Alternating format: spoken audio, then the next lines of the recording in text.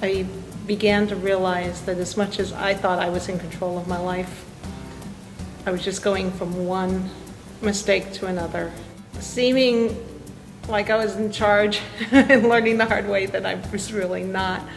The next 2 years, God put the right people in my life at just the right moment to help me gently look at the areas that were not very pleasant, that were a struggle, and to help me hand them to Him one by one until we got to the core issue in my life.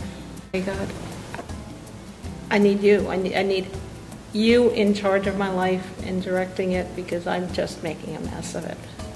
It's been life-changing, life-altering to move Jesus to King of everything of my life. July 9th, Saturday morning, very early, we got a phone call. Stepdaughter Katie was in a horrific car accident. We didn't know the status, but we knew that she was in the operating room and had been for multiple hours.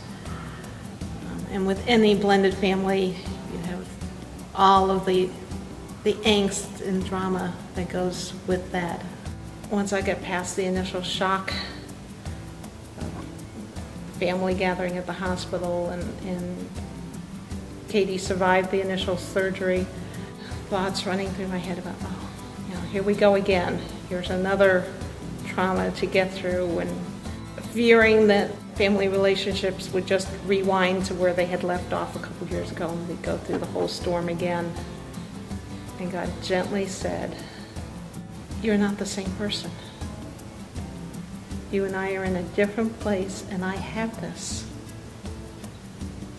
And I took a breath and realized that He was in charge, and that I didn't have to hold this one. I didn't have to hold the family together. I didn't even have to hold me together. I could just let it be and trust that He had the whole story. While there was still lots to deal with as Katie went through multiple surgeries and recovery and rehab,